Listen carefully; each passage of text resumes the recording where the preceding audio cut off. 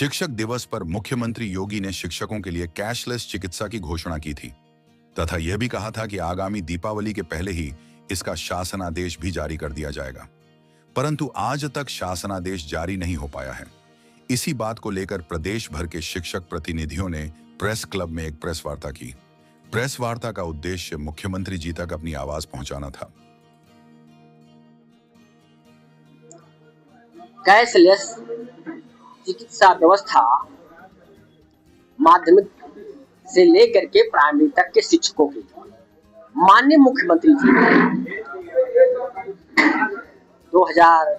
5 सितंबर 2025 को लोक भवन में शिक्षक दिवस समारोह के अवसर पर उन्होंने ये घोषणा किया था कि सभी शिक्षकों को कैशलेस चिकित्सा व्यवस्था की सुविधा दी जाएगी। और इस विषय में मैं ये कहना चाहूँगा कि उत्तर प्रदेश सरकार के जितने भी कर्मचारी अधिकारी हैं उनको उनका मुफ्त इलाज होता है। जो राजकीय विद्यालय के शिक्षक उनका भी होता है और जो गरीब हैं उनका भी होता है।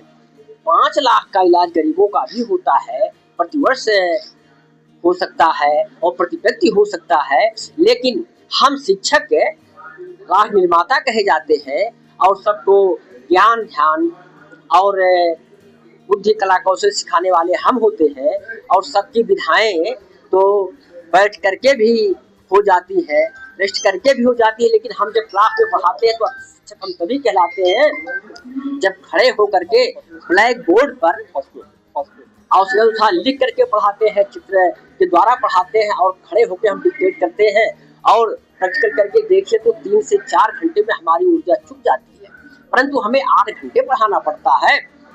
ऐसी पोजीशन में उम्र बढ़ने के साथ साथ हमारी ऊर्जा भी क्षय होती चली जाती है। और जैसा कि तमाम खाद्य पदार्थों में मिलावटी चल रहा है, इसके अलावा हवा पानी भी जो है शुद्ध नहीं है, दूषित है। ऐसी पोजीशन में समय के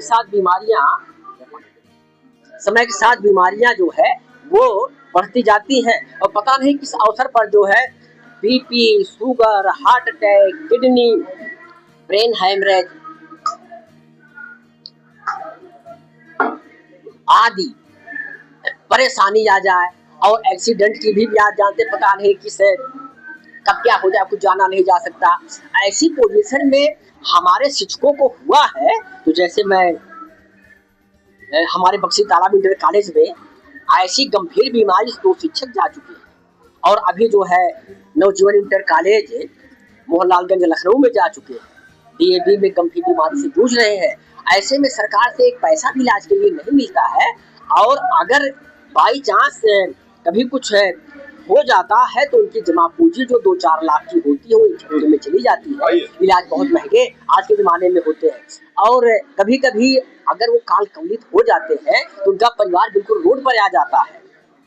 और ऐसी पोजीशन में अगर इलाज की सुविधा है तो इनका जीवन बच जाएगा। जैसा कि आप सब जानते हैं कि सरकारी व्यवस्था उतनी बढ़िया चल नहीं पाती है इलाज की, सरकारी अस्पताल, और अक्सर लोग प्राइवेट में इलाज करवा लेते हैं। और हम वहाँ जाते हैं तो चूँकि हमें सुबह से शाम तक रहना है, सुबह 7 बजे ड्यूटी पर जाना है और इसके बाद जो है 3-4 बजे तक वहाँ स्थितियों में रुकना पड़ता है, तो वहाँ हम लाइन लगाने का समय नहीं है। प्राइवेट में हमारे पास उतनी जो है क्षमता नहीं है। ऐसी पोजीशन में जब हो जाता है तो हम समुचित इलाज नहीं करवा पाते हैं। समुचित इलाज न करवाने की वजह से जो है हमें दिक्कतें आ जाती है, गंभीर बीमारी।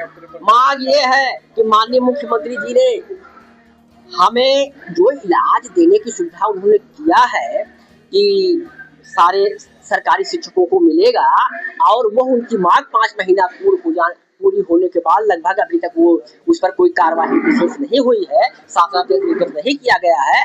और वो उनके द्वारा अपने कर्मचारियों को, अपने अधिकारियों को निर्देशित किया जाए कि जो हमारा वादा है कैशलेस चिकित्सा व्यवस्था की, उस पर शासनादेश निर्गत करते हुए और कम से कम इस होली तक तो पूरा कर दिया जाए ताकि हम लोगों की रंगीन होली हो जाए और बढ़िया जो है मस्त होकर के खुशियां मनाए। नया वर्ष है तो नए तरीके से सारी की सारी चीजें जो है, नई उमंगे, नई तरंगे, नई सांस है, आस नहीं। तो हमारे जो है उम्मीदों के साथ और माननीय मुख्यमंत्री जी के वादा पूरा हो, इन्हीं शब्दों के साथ मैं अपनी बात खत्म करता हूँ। आज कैशलेस के संबंध में प्रेस वार्ता बुलाई गई थी। मैं सबसे पहले ये कहना चाहता हूं, भारत की गौरवमयी विरासत, इतिहास और अनूठी संस्कृति का संगम है ये उत्तर प्रदेश। उसी तरह से अपने शौर्य, अदम उत्साह, प्रबंधन और नेतृत्व, अपने बात के लिए हमारे मुख्यमंत्री जाने जाते हैं। मुख्यमंत्री जी ने उत्तर प्रदेश माध्यमिक शिक्षक संघ के बार बार मांग पर कि शिक्षकों को कैसे चिकित्सा दिया जाए, इसका गंभीरता से संज्ञान लेकर के इन्होंने 5 सितंबर 2025 को लोक भवन में घोषणा की थी कि हमारे शिक्षक क्यों वंचित रहे। उनके शायद हृदय में यह बात आई कि जो शिक्षक राष्ट्र के निर्माता हैं, सारे तंत्र को ये मजबूत करते हैं, नैतिकता का अमली जामा पहनाते हैं, समाज को संस्कृत करते हैं, शिक्षा का संवर्धन करते हैं, तो इनको उपेक्षित क्यों किया जाए। इसको लेकर के उन्होंने गंभीर चिंतन करके बड़े मन से 5 सितंबर को शिक्षकों को उपहार के रूप में दिया था। शायद उनके मन में रहा होगा कि शिक्षक मजबूत रहेगा तो ये उत्तर प्रदेश मजबूत रहेगा। आप ये जानते हैं कि समग्र शिक्षा के लिए 666 करोड़ रुपए सरकार ने बजट में प्रावधान किया था। माध्यमिक और उच्चतर राजकीय शिक्षा के लिए 479 करोड़ रुपया इन्होंने निर्गत किया था। और मैं समग्र पूरी शिक्षा की बात करूंगा तो 10 अरब 63 करोड़ रुपया ये निर्गत किया गया बजट में। तो क्या इसमें कैसे शिक्षा की व्यवस्था नहीं हो सकती थी?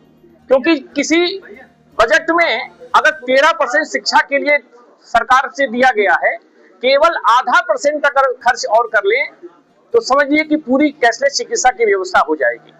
दूसरी बात यह है कि माध्यमिक शिक्षक जो नवागत शिक्षक हैं, इनको पुरानी पेंशन भी नहीं मिलती है। इस अवस्था में सेवा के दौरान अगर चिकित्सा में ही सारा पैसा खर्च हो जाएगा, पेंशन भी नहीं मिलेगी, तो जाएंगे कहाँ ये? तो मैं कहता हूं कि कोई शिकायत नहीं है, केवल उनके कहे गए बातों का स्मरण करना है।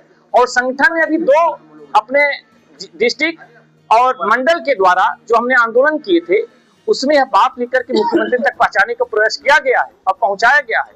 ये पूरा ही स्मरण कराने हैं कि बसंत आ गया है, या फिर से वो नवोदित जो विचार उनके हैं, समग्र शिक्षा के विकास के लिए जो संकल्प लिया है, उत्तर प्रदेश को उत्तम बनाने का जो संकल्प लिया है, भारत को उत्कृष्ट प्रदेश के रूप में परिचालित करने का संकल्प लिया गया है, उसको ये पूरा करें। हम तन मन धन से शिक्षा के संवर्धन के लिए संकल्प लेते हैं और दिखा कर रहे हैं कि हमारे जो बच्चे हैं, हमारे जो समाज का संरचना है, हमारी महती भूमिका है, जो उनकी मंशा है वो हमारी मंशा है। संत अपना भूमिका निभा रहा है, सूर अपनी भूमिका निभा रहे हैं, शिक्षक अपनी भूमिका निभा रहे हैं, तो अपनी अपनी भूमिका का हम पालन करें और उत्तर प्रदेश को उत्तम प्रदेश बनाएं। मुख्यमंत्री से ये सादर निवेदन है। उनके यश कीर्ति का मैं फिर से कहता हूं कि उन्होंने जिसको अर्जन किया है उसका प्रतिपादन अपने कार्य रूप में करें। धन्यवाद। वो तब तक नहीं आता है जब तक कि सरकार उसको दीनदयाल उपाध्याय योजना से आच्छादित कर दे। राज्य कर्मचारी पंडित दीनदयाल अब यहाँ जी जो योजना है उसमें तो राज्य कर्मचारियों को मिल रहा है जी। दूसरी तरफ जो आम नागरिक है उनको आयुष्मान मिल रहा है, लेकिन उसमें कंडीशन ये 5 यूनिट होने चाहिए। तो फिर समस्या कहाँ आ रही जो आप लोग को लागू नहीं हो पा रहा, वो हम जानना चाह रहे हैं। जी, आपने अच्छा सवाल किया। मैं यहाँ क्लियर कर दूं, जो राजकीय कर्मचारी और जो हम एडेड विद्यालय के शिक्षक, इन दोनों में एक अंतर है। हमें राजकीय कर्मचारी का दर्जा प्राप्त नहीं है, हम सहायता प्राप्त शासकीय अशासकीय विद्यालयों के अध्यापक कहे जाते हैं। दीनदयाल उपाध्याय का लाभ राजकीय कर्मचारी को है, राजकीय विद्यालय को है, जीआईसी के जो अध्यापक है उनको भी है, जो भी है सबको है, लेकिन हमें ये नहीं। अब जो आयुष्मान योजना का लाभ है वह सिर्फ उनको मिल सकता है जिनके पास बीपीएल कार्ड है। हमारे पास बीपीएल कार्ड तो होगा नहीं, हम शिक्षक है, वेतनभोगी है। तो हमारा ये कहना है कि मुख्यमंत्री जी ने हमारे दर्द का संज्ञान लिया होगा ना। जब एक शिक्षक बीमार होता है तो उसकी आर्थिक हालत कैसे त्रासद स्थिति में बदलती है। तो संज्ञान लेके संवेदनशील होकर उन्होंने शिक्षक दिवस पर एक घोषणा की। जब राज्य शिक्षक पुरस्कार दे रहे थे तब ये घोषणा की कि हम सभी शिक्षकों को इससे आच्छादित करेंगे, और यह भी कहा कि दिवाली के पहले ये शासनादेश जारी हो जाएगा। आज तक शासनादेश जारी नहीं हो पाया। चिर प्रतीक्षित मांग थी, कई बार मिलने के बाद मुख्यमंत्री जी तक बात पहुंची, तो आप जानते हैं कि मुख्यमंत्री जी का भरोसा जनता में बढ़ा है। मुख्यमंत्री जी डिलीवर कर रहे हैं। शायद यही वजह है कि जनता बार बार उनको चुन के भेज रही है। पूरा विश्वास है हमारा कि मुख्यमंत्री जी के दिमाग में कहीं न कहीं उनको यह बात उनके स्मरण में नहीं होगी। अधिकारियों का की जिम्मेदारी थी कि वो स्मरण में लाते इस बात को, लेकिन अधिकारी अपनी भूमिकाओं को निभा नहीं रहे हैं। होने के बाद में जब ये योजना नहीं लागू हुई, आपके संघ के द्वारा कोई पत्राचार किया गया, उसका कुछ जवाब मिला या क्या करें? जी, बार बार मिला गया।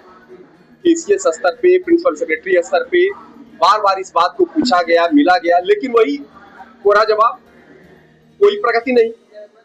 तो मजबूर होके हम लोग आज ये प्रेस कॉन्फ्रेंस कर रहे हैं कि यह बात सीधा मुख्यमंत्री जी तक पहुंचे, तो मुख्यमंत्री जी को अपनी बातें याद आएंगी। संवेदनशील व्यक्ति है, आप जानते हैं। घोषणा करने के बाद कितना समय बीत गया?